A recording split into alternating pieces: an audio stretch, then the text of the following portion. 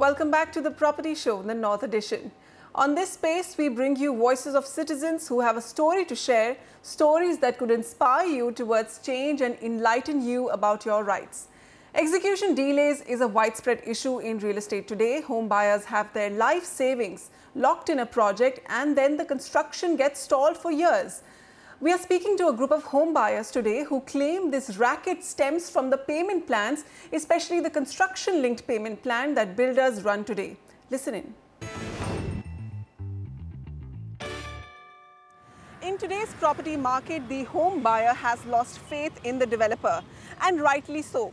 Projects get abandoned after the superstructure is built and 95% of the payment is collected under the construction-linked payment plan. Today, I am with a group of flat allottees from Noida's Lotus Panache project, which has been delayed since over 2 years. We have Amit Chauhan with us. Amit, when we enter Noida, drive on the Noida Expressway, we see so many apartment buildings, bare shell, ready and abandoned. Do you think that these construction-linked payment plans are abetting developers from dealing the execution? Yes, definitely. See, these construction-linked plans are carefully drafted. If you see the fine print, the 90% of the money is collected by the time superstructure is complete, and the construction cost is hardly 25 to 30%. The main expenses comes when you start finishing the project, but most of the money is collected by the time superstructure is complete and the builder stops the construction. How big a burden has it been on your personal finances? Yeah, definitely. I mean, paying EMIs as well as the rent. Where we are staying right now and waiting for. We are waiting from last 5 years, and we are not getting possession, right? So I recently visited the site as well. There was nothing. Even a brick was not moved from one place to the other from last 1 year. You're all approaching the National Consumer Forum. What exactly is going to be your argument? If he fails to deliver in a certain amount of time, he's supposed to give us a penalty for first 3 months at a certain rate, and then another 3 months another, and then over 6 months for another. Today he's even denying us that. For some stupid, very, very vague reason, he's saying that I will not give you that penalty because maybe a few of you defaulted on some of your payments. We defaulted, fine, but we gave you 18% interest. We never said anything to that. But now he's neither ready to give us that 5 rupees or 10 rupees penalty, and neither is he giving our apartments we're stuck. If you look at the other project by the same builder, quite a lot of them are running at a very full speed. Maybe they are trying to collect 95% from that project. So this is the least of the priority as if now for the builder, because most of the money has already been collected and has been utilized somewhere else most likely. If the builder is launching 10 projects in 2 years, where is the funds coming from? It is probably coming from the very same source. A very interesting case of this project is that some towers are delivered. Anshul has an interesting case. You've paid 100% while these buyers have paid 95%. So living after paying 100% and still all services not in place. What's your story?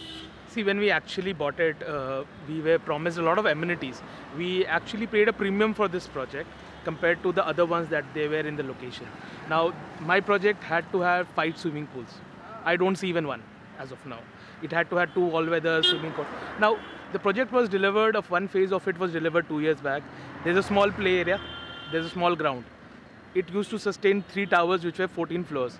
There have been addition of 4 more towers which are 26 floors.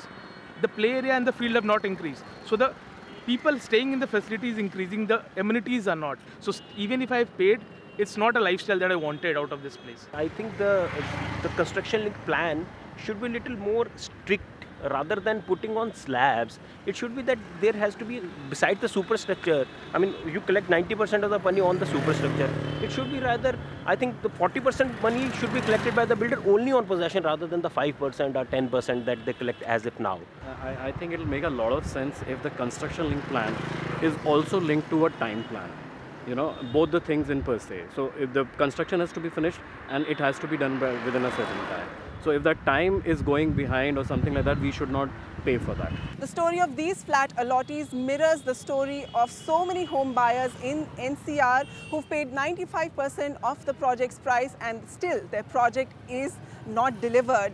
Here's hope from the government that through the real estate regulation bill, they introduce systems that bring more transparency and accountability for how public money is spent on real estate projects.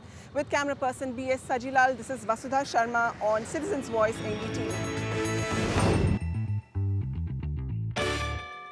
The draft real estate regulation bill is also going to disappoint home buyers because it replaces the provision for an escrow account with what it calls a separate account, and it also brings down the mandatory reserve limit of funds that a developer has to reserve from 70% to 50%. So that leaves a lot of room to the developer to utilize the buyer's money the way they choose.